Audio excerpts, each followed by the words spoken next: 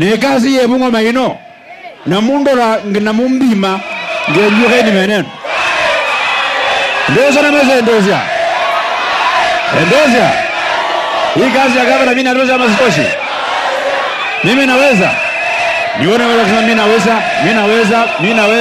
naweza Jambo yangu ya mwisho watu ya Bungoma wale ambao wanafanya maandamano sio vijana ambao wanaandamana hao ni wahalifu ambayo yule naibu rais ambayo tulifukuza ofisini anatafuta alete ili apindue serikali ya Kenya.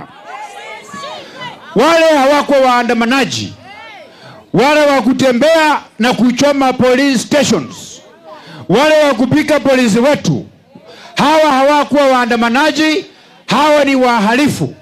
Na mimi nichukue nafasi hii kusema, kwa sababu nataka kuwa gavana ya Bungoma, mimi leo natangaza kama wataweka maandamano siku nyingine, mimi kama Didmus Wekesa Barasa nitatafuta vijana wale ambao wa macho nyekundu bila tufanye maandamano, tukutane na wao mundu kwa mundu ndio waone cha mtema kuni. Wale wakora ambao walikuja hapo Bungoma, na mimi najua Mheshimiwa Wetangula, tunajua wale ambao walitoa pesa wa kupatia vijana wakaingia kwa hoteli ya Jadelika wakaharibu wakavunja, ni watu ambao wametumwa na watu ya upinzani hapa. Mimi watu ya Bungoma nawaambia nimejitolea. Yule gavana wetu wa zamani ambaye alikuwa anapiga watu mipini kwa mazishi, kwa matanga, kwa nguvu ya Mwenyezi Mungu na kwa nguvu yenu, nikikutana na yeye 2027 vile tutakutana, ataenda Rivers, hata kama hakuna njia tenda na yeye nyuma mpaka apotee kabisa.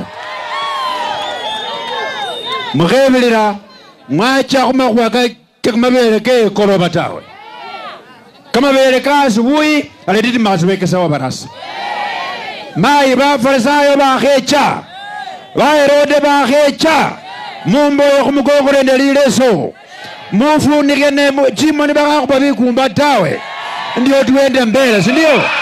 Kwa sababu kura inakaribia. Mimi kama yule ambaye nataka kuwa gavana yenu, mnataka nitembee na huyu spika Wetangula, nitembee na baba wa Roma, nimshike mkono, uone wale kusema nishike mkono Wetangula.